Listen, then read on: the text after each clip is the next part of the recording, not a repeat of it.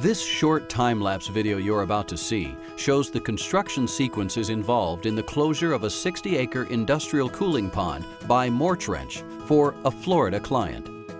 The scope of the project included the loading, hauling, and placement of approximately 350,000 cubic yards of soil, over 3,000 linear feet of seepage drains and piping, the sowing and deployment of 40 acres of geotextile stabilization fabric, and ancillary work such as fabriform, manholes, and final grassing.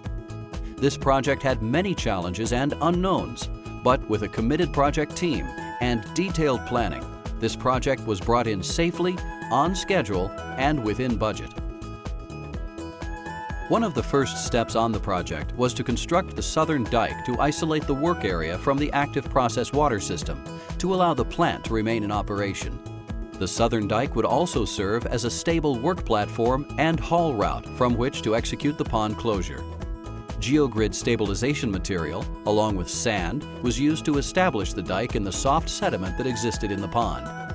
This was achieved by advancing the dry sand into the soft sediment with bulldozers and excavators. Then, compacted sand lifts and woven geotextile were installed to establish a firm and stable dike. The next step was to divide the pond area up into 3 cells. This was done by creating 2 intermediate dikes constructed in a similar manner as the south dike, with geogrid, compacted sand, and woven geotextile fabric. One of the many challenges on the project was the requirement to deploy the woven geotextile fabric in large pre-constructed panels ranging in size from 10 to 15 acres each. Therefore, careful planning and coordination was needed to pre-sow, fold, stage, and deploy the woven geotextile fabric. Weather conditions, especially wind forecasts, had to be monitored continuously to enable a safe and controlled deployment of the geotextile. Once in place, sand fill was imported by truck and placed in lifts using low ground pressure bulldozers in a controlled and uniform pattern to prevent mud waving of the sediment below the fabric. This process was repeated for the east and middle cells.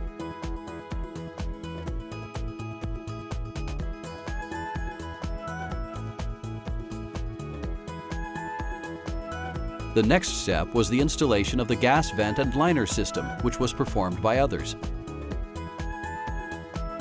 Shortly after the liner system began construction, MORETRENCH continued earthwork and closure activities.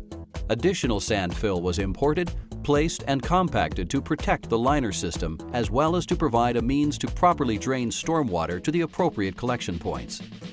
Topsoil was then placed for the final 6 inches of finished design grade.